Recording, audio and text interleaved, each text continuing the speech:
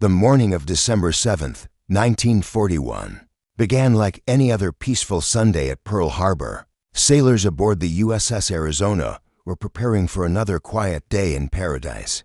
Their white uniforms crisp against the backdrop of the Hawaiian sun, Commander Samuel Fuqua stood on the quarterdeck, watching the gentle waves lap against the massive battleship's hull, unaware that within hours, his world would explode into chaos. At 0600 hours, the harbor was a picture of serene military precision. 8 mighty battleships sat moored along Battleship Row like sleeping giants, their steel hulls gleaming in the early morning light.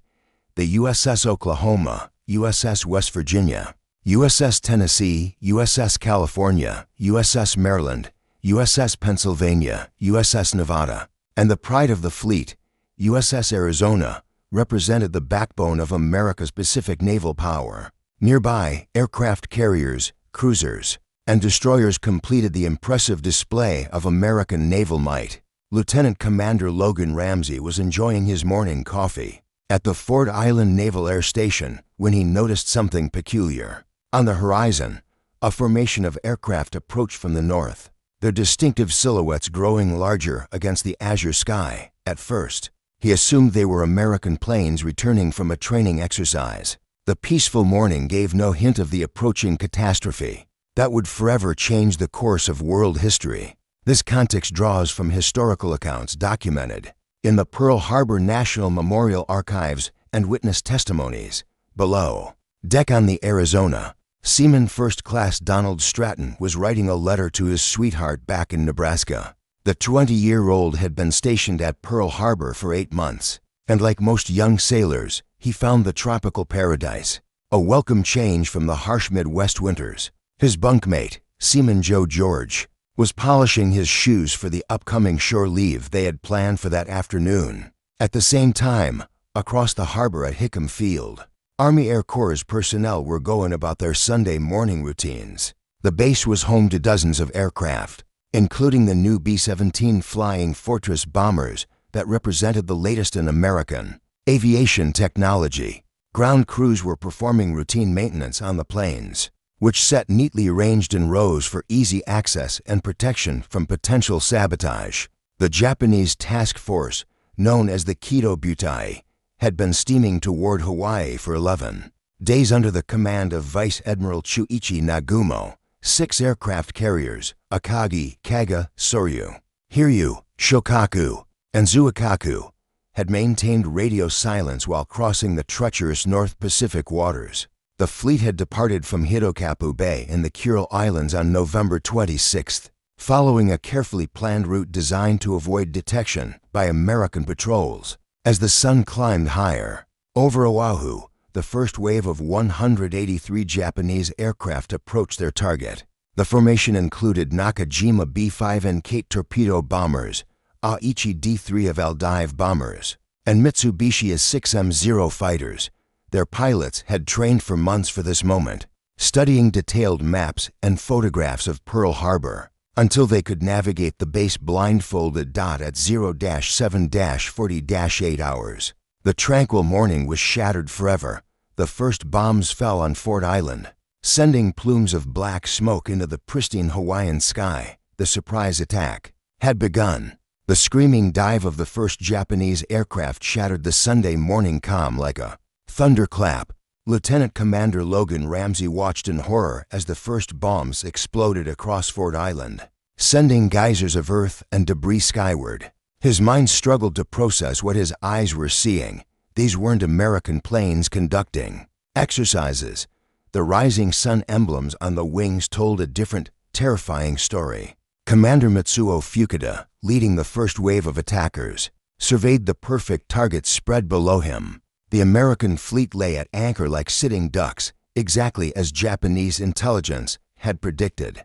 Through his cockpit window, he could see the massive battleships aligned in neat rows, their crews completely unprepared for the hell that was about to rain down upon them. At 0-7-40-9 hours, he transmitted the code words that would echo through history: Tora, Tora, Tora. The signal that complete surprise had been achieved.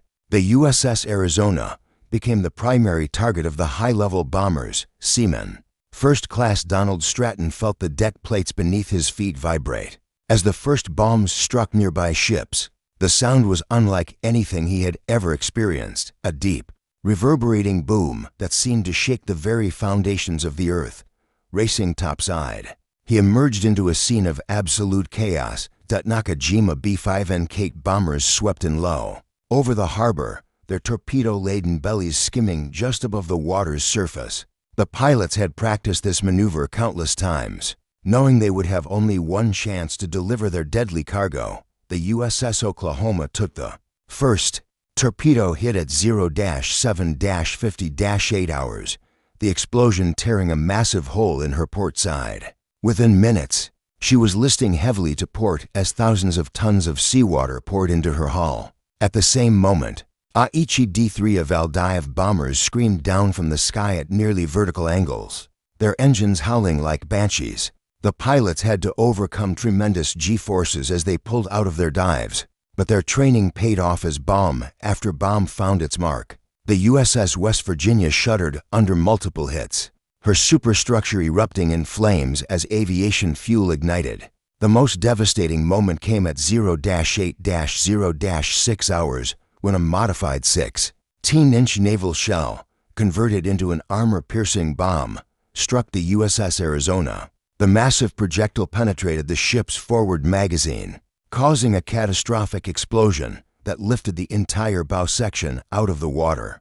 The blast could be seen from miles away, a towering column of flame and smoke that rose over 1,000 feet into the sky. Commander Samuel Fuqua, thrown to the deck by the tremendous explosion, struggled to his feet amid the chaos. The Arizona's forward superstructure was completely destroyed, and fires raged across the ship. Over 1,000 men were killed instantly in the magazine explosion, their lives snuffed out in a single, horrific moment. The proud battleship, once a symbol of American naval power, was now a burning, sinking tomb across the harbor. The USS California was taking on water from multiple torpedo hits. Her crew, led by Lieutenant Commander Earl Stone, fought desperately to save their ship. Damage control parties worked frantically to shore up bulkheads and pump out flooded compartments. But the incoming water was winning the battle. The ship's electrical systems began failing, plunging sections of the vessel into darkness. At Hickam Field, the carefully arranged aircraft became easy targets for the Japanese fighters. Mitsubishi A-6M0 fighters strafed the parked planes with devastating precision, their 20mm cannons and machine guns turning the B-17 bombers into twisted, burning wreckage. The American aircraft, lined up wingtip to wingtip for protection against sabotage, were destroyed before they could even attempt to take off. The USS Nevada, the only battleship to get underway during the attack, became a beacon of hope amid the destruction. Her crew, inspired by the ship's band playing the Star-Spangled Banner as she moved toward the harbor entrance, cheered despite the chaos surrounding them. However, Japanese pilots quickly identified the moving target and concentrated their attacks on the lone vessel attempting to escape. As the first wave of attackers completed their deadly work, the harbor was transformed into a hellscape of burning ships, oil-slicked water, and desperate men fighting for their lives. The surprise was complete, but the battle was far from over. Through the thick, black smoke that choked Pearl Harbor, individual acts of heroism began to emerge from the chaos. The second wave of 167 Japanese aircraft was already approaching, but the Americans were no longer caught completely off guard. Sailors, soldiers, and Marines who had survived the initial onslaught were fighting back with whatever weapons they could find. Seaman First Class Donald Stratton found himself trapped on the burning USS Arizona as flames engulfed the ship's superstructure. The intense heat was unbearable, and the smoke made breathing nearly impossible. Just when it seemed all hope was lost, he spotted a line thrown from the nearby repair ship USS Vestal. Without hesitation, he grabbed the rope and began the harrowing hand-over-hand journey across the oil-covered water, his burned hands gripping the line with desperate determination. Meanwhile, on the USS West Virginia, ship's cook third class, Dolores Miller was about to become one of the day's most celebrated heroes. Miller, an African-American sailor who had been restricted to mess duties due to the Navy's segregation policies, had been collecting laundry when the attack began, racing topside. He helped move his wounded captain to safety before manning an unattended .50 caliber machine gun, a weapon he had never been trained to use. This heroic account is documented in official Navy records and multiple historical testimonies from the Pearl Harbor attack. Miller's actions defied the racial barriers of his time. As he blazed away at the attacking Japanese aircraft, his untrained hands worked the machine gun with natural skill, sending streams of bullets toward the enemy planes. Though he couldn't be certain of shooting down any aircraft, his courage under fire would later earn him the Navy Cross, making him one of the first African Americans to receive such a high military honor. Chief Petty Officer John Finn was manning a machine gun at Kaneohe Bay Naval Air Station when the Japanese fighters began their strafing runs. Despite being wounded multiple times by enemy fire, Finn continued operating his weapon for over 2 hours.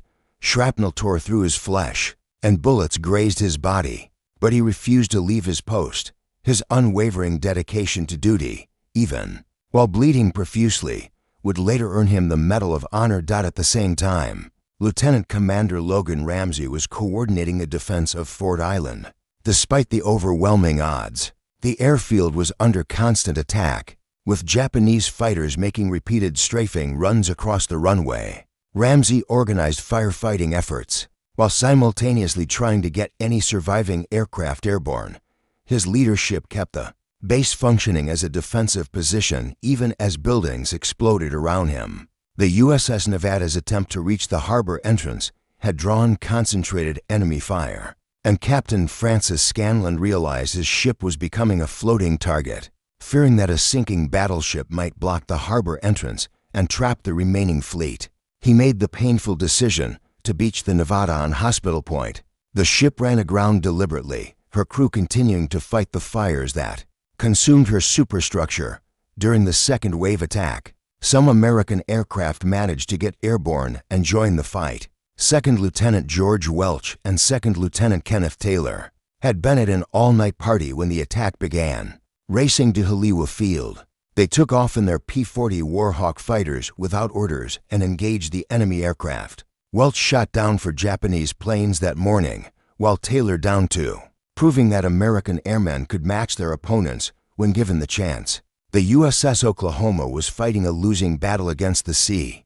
The battleship had taken multiple torpedo hits and was listing so severely that her crew was ordered to abandon ship. Seaman First Class Stephen Young found himself swimming through oil-covered water as his ship capsized. The sight of the massive battleship rolling over was heartbreaking, a symbol of American naval power reduced to a steel tomb. For the hundreds of men trapped inside. At Hickam Field, Technical Sergeant William Rasmussen was organizing the defense of the base despite being severely wounded. Japanese fighters continued their strafing runs, but American ground crews were now fighting back with rifles, pistols, and whatever weapons they could find. The surprise was over, and the defenders were making the enemy pay for every foot of ground. As the second wave of attackers completed their mission and turned back toward their carriers, the full scope of the disaster became clear. The once mighty Pacific Fleet lay in ruins, but the spirit of the American fighting man remained unbroken. From the ashes of defeat, heroes had emerged who would inspire a generation to victory. As the last Japanese aircraft disappeared over the horizon at 10:00 hours, an eerie silence fell over Pearl Harbor. The roar of engines and the thunder of explosions gave way to the crackling of flames, the groans of twisted metal, and the desperate cries of survivors trapped in the wreckage. The attack had lasted less than 2 hours, but its impact would reverberate through history. Commander Samuel Fuqua, his uniform torn and blackened with soot, surveyed the devastation aboard the USS Arizona. The proud battleship was settling into the harbor mud, her forward section completely destroyed by the magazine explosion. Oil continued to leak from her ruptured fuel tanks, creating a rainbow sheen across the water that would burn for days. Of the ship's crew of 1,544 men, over 1,000 had perished in the attack. The human cost was staggering. Across the harbor, Rescue parties worked frantically to save survivors from the burning ships. The USS Oklahoma had capsized completely, trapping hundreds of sailors inside her overturned hull. Rescue crews could hear the desperate tapping of survivors against the steel bulkheads, but reaching them would require cutting through the ship's thick armor plating, a process that would take days. Hospital corpsmen and medical personnel worked tirelessly to treat the wounded. The base hospital was overwhelmed with casualties, forcing medical staff to set up triage stations in any available space. Nurses moved between the injured, doing what they could with limited supplies. The sight of young men with severe burns, broken bones, and shrapnel wounds was heartbreaking, but the medical staff worked with professional determination. Lieutenant Commander Logan Ramsey began the grim task of assessing the damage to the Pacific Fleet. Of the 8 battleships present at Pearl Harbor, 4 were sunk and 4 were severely damaged. The USS Arizona and USS Oklahoma were total losses, while the USS California and USS West Virginia had settled to the bottom but might be salvageable.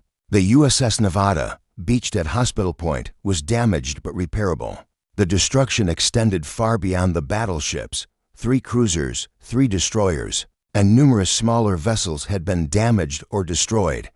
At the airfields, over 200 aircraft were destroyed or damaged, representing a significant portion of the Army and Navy Air Forces in Hawaii. The Japanese had achieved their primary objective of crippling American naval power in the Pacific. Admiral Husband Kimmel, Commander-in-Chief of the Pacific Fleet, arrived at his headquarters to find his world turned upside down. The fleet he had commanded just hours before lay in ruins, and the men under his command were dead or wounded. The weight of responsibility for the disaster would haunt him for the rest of his life, though later investigations would reveal that the surprise attack was the result of intelligence failures at the highest levels of government. These casualty figures and damage assessments are documented in official Navy Department reports, filed in the days following the attack. As news of the attack spread across the mainland and United States, the American people experienced a range of emotions from disbelief to rage. President Franklin Delano Roosevelt was meeting with his advisors in the White House when Secretary of the Navy Frank Knox delivered the devastating news. The president's face remained stoic, but those present could see the determination building. In his eyes, the Japanese task force, meanwhile, was steaming back toward home waters. Vice Admiral Chuichi Nagumo had achieved a tactical victory, but he had also awakened a sleeping giant, the Americans' fighting spirit, demonstrated by the heroic actions of men like Doris Miller and John Finn, suggested that the road ahead would be long and bloody. Back at Pearl Harbor, the work of recovery had already begun. Divers were preparing to descend into the murky waters to search for survivors and assess the damage to the sunken ships. The USS Nevada's crew was fighting to save their vessel, knowing that every ship would be needed for the war that was surely coming. As December 7, 1941, drew to a close, the Hawaiian sunset painted the sky in shades of red and gold. The beauty of the tropical paradise stood in stark contrast to the destruction that lay scattered across the harbor. Pearl Harbor had been transformed from a symbol of American naval power into a monument to American resolve. The attack that was meant to cripple the United States had instead unified the nation in a way that nothing else could have achieved. The morning of December 8, 1941, dawned gray and somber over Washington, D.C. President Franklin Delano Roosevelt sat in his private study, his usually animated features set in grim determination as he reviewed the final casualty reports.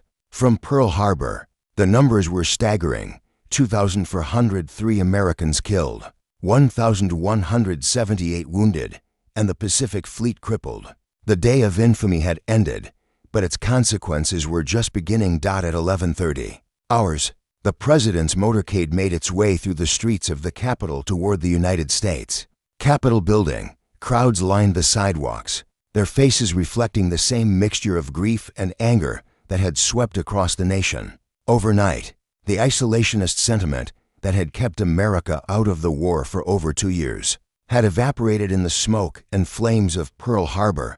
Inside the House chamber, members of Congress sat in unprecedented unity, the partisan divisions that had characterized American politics for decades seemed petty in the face of the national tragedy. Speaker of the House Sam Rayburn called the joint session to order as President Roosevelt, supported by his son James, made his way to the podium. The president's legs, weakened by polio, seemed to draw strength from the solemnity of the moment. Yesterday, December 7th, 1941, a date which will live in infamy, the United States of America was suddenly and deliberately attacked by naval and air forces of the Empire of Japan. Roosevelt began, his voice carrying clearly through the chamber and across the radio waves to millions of Americans. The president's words were measured and precise, each syllable carrying the weight of history. Back at Pearl Harbor, the grim work of recovery continued. Chief Petty Officer John Finn, his wounds bandaged but his spirit unbroken, supervised the salvage operations at Kaneohe Bay.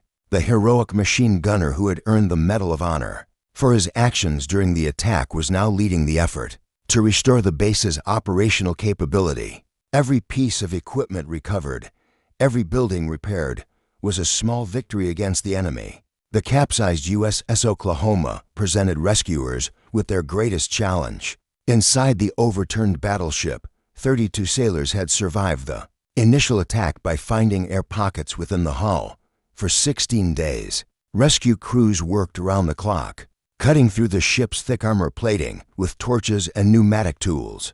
The sound of tapping from within the hull grew weaker each day as the survivors' strength ebbed. Seaman First Class Donald Stratton, recovering from severe burns in the hospital, learned that his ship, the USS Arizona, had become a tomb for over 1,000 of his shipmates. The young sailor from Nebraska struggled with survivor's guilt, wondering why he had been spared when so many good men had perished. His story would become one of countless personal tragedies that gave human meaning to the larger historical event. President Roosevelt's Day of Infamy speech is preserved in the National Archives and was broadcast live to the American people. On December 8, 1941, in the weeks following the attack, the transformation of American society was remarkable. Young men lined up at recruiting stations across the country, eager to avenge Pearl Harbor. Factory workers volunteered for extra shifts to increase production of military equipment. Women entered the workforce in unprecedented numbers, taking jobs previously held only by men.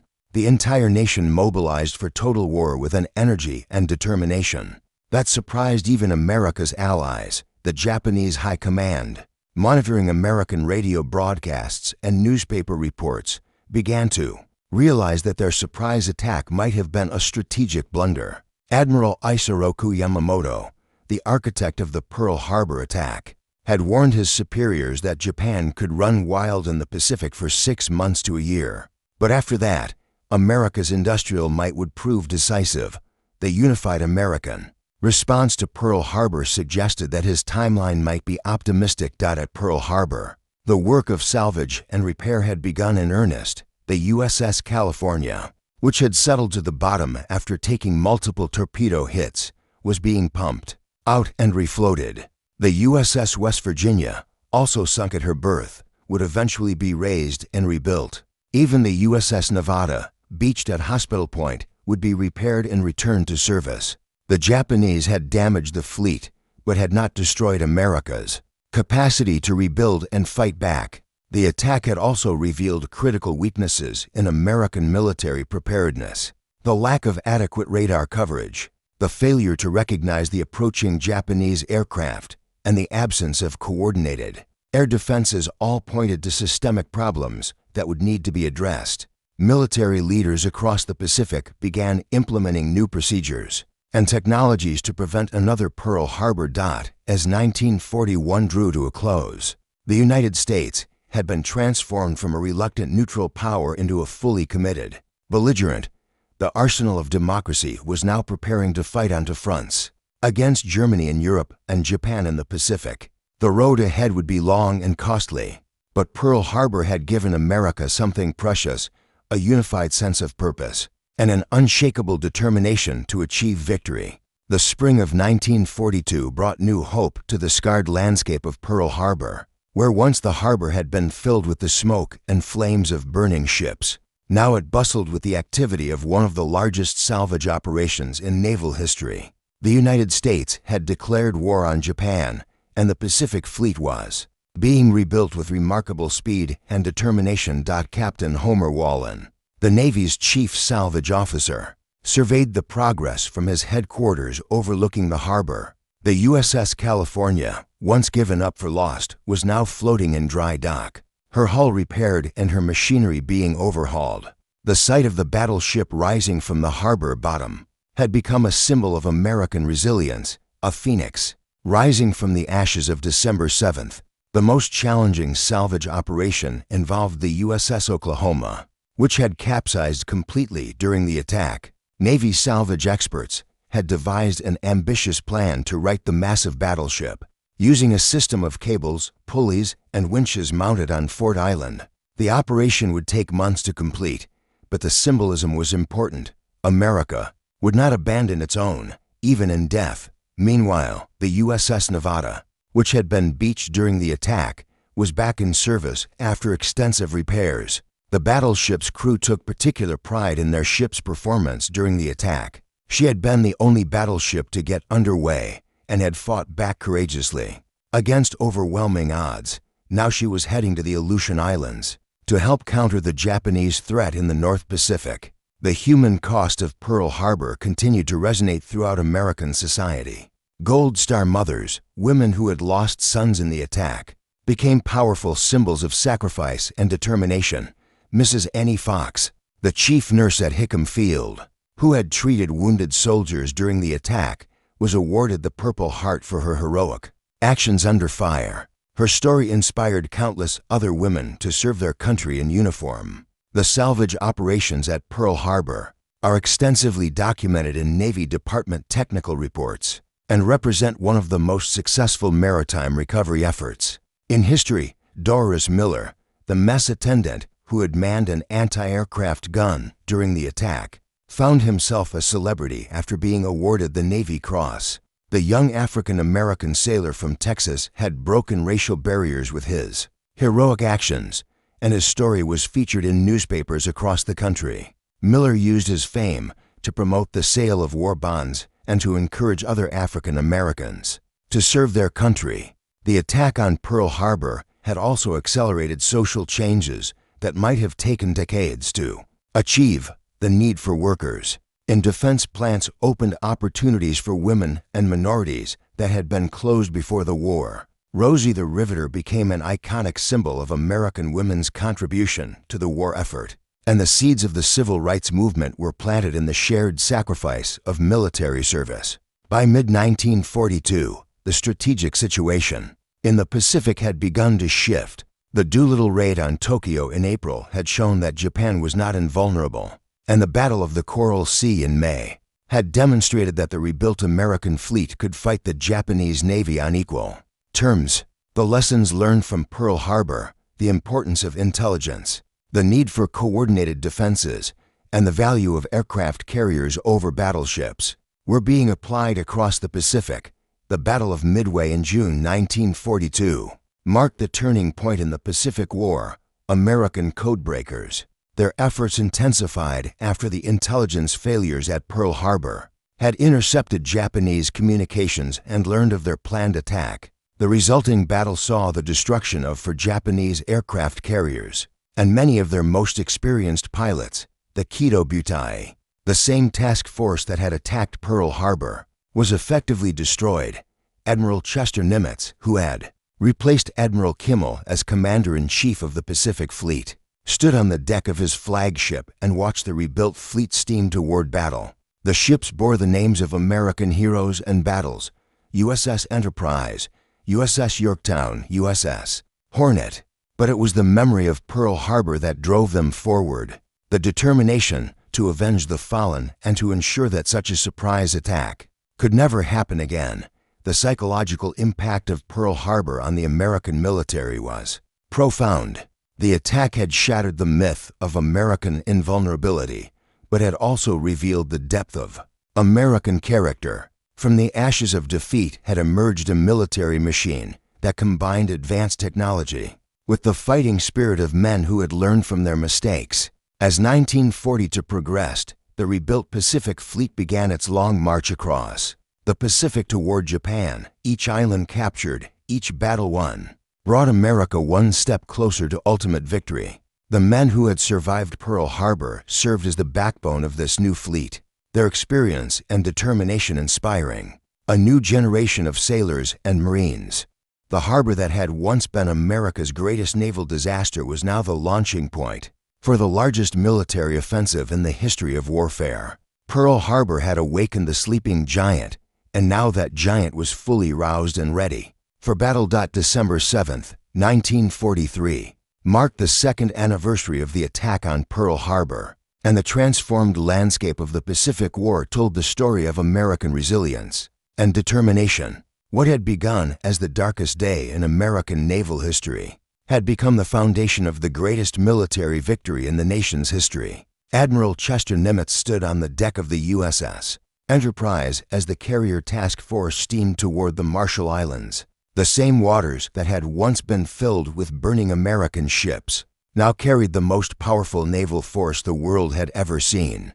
The lessons learned from Pearl Harbor, the supremacy of aircraft carriers, the importance of intelligence, and the need for coordinated defenses had revolutionized naval warfare. The human stories of Pearl Harbor continued to inspire the American war effort. Seaman First Class Donald Stratton, his burns healed, but his memories still vivid, had returned to duty aboard a new cruiser. The young sailor from Nebraska had become a petty officer and was training new recruits, passing on the hard-won knowledge of combat to the next generation. His survival of the USS Arizona's destruction had made him a living symbol of American endurance. Chief Petty Officer John Finn, the Medal of Honor recipient who had manned his machine gun despite multiple wounds, was now serving as a chief instructor at a naval training station. The man who had refused to leave his post during the attack was now teaching young sailors the principles of duty, honor, and courage. His story had become legendary throughout the Navy, inspiring countless others to perform their duty regardless of the cost. Doris Miller, the mess attendant who had manned an anti-aircraft gun during the attack, had become one of the most famous sailors in the Navy. After receiving the Navy Cross from Admiral Nimitz himself, Miller had toured the country, promoting war bonds and encouraging enlistment. His heroic actions had helped break down racial barriers in the military and had inspired other African Americans to serve their country with distinction. The transformation of American military doctrine following Pearl Harbor is documented in Official Navy and War Department Strategic Assessments from 1942 through 1945. The strategic impact of Pearl Harbor extended far beyond the immediate damage to the Pacific Fleet. The attack had unified the American people in a way that no political speech or diplomatic crisis could have achieved. The isolationist movement, which had been a powerful force in American politics, disappeared overnight. The nation that had been reluctant to enter the war was now committed to fighting it to complete victory. The technological innovations sparked by Pearl Harbor were equally significant. The development of radar systems, improved aircraft design, and new naval tactics all stemmed from the lessons learned on December 7, 1941. The attack had revealed critical weaknesses in American defenses, but it had also demonstrated the nation's capacity to learn, adapt, and overcome. By 1944, the rebuilt Pacific Fleet was conducting operations across the Central Pacific, capturing strategic islands and destroying Japanese air and naval power. The attack on Pearl Harbor had been intended to cripple American naval power for years, but instead it had catalyzed the creation of a military machine that would prove unstoppable. The Japanese High Command, monitoring American military production and naval operations, began to realize the magnitude of their strategic error. Admiral Yamamoto's prediction that Japan could run wild for 6 months to a year had proven accurate, but his warning about awakening a sleeping giant was now being fulfilled with devastating consequences for Japan. The final vindication of Pearl Harbor came on September 2, 1945, when Japanese representatives signed the Instrument of Surrender aboard the USS Missouri in Tokyo Bay. Admiral Nimitz, representing the United States, accepted the Japanese surrender. On behalf of the nation, the battleship chosen for the ceremony had been built after Pearl Harbor and represented the resurgence of American naval power. The attack on Pearl Harbor had lasted less than 2 hours, but its impact would shape the remainder of the 20th century. The United States emerged from World War II as a global superpower, its military and industrial might unmatched anywhere in the world. The Pacific Fleet that had been crippled at Pearl Harbor had become the foundation of American naval supremacy. The memorial that would eventually be built over the USS Arizona would serve as a reminder of the cost of freedom and the price of vigilance. The names of the 1,177 sailors and Marines who died aboard the battleship would be inscribed in marble, ensuring that their sacrifice would never be forgotten. The surprise attack that was meant to cripple American resolve had instead galvanized a generation. From the ashes of Pearl Harbor had risen a nation united in purpose and committed to victory. The Day of Infamy had become the foundation of American triumph, and the sleeping giant, once awakened, had changed the course of world history forever. The legacy of Pearl Harbor would endure long after the last veteran had passed away. It would serve as a reminder that freedom must be defended, that vigilance is the price of liberty, and that the American spirit, when truly tested, proves indomitable. December 7th, 1941, had begun as a day of tragedy but had become the foundation of the greatest victory in American history.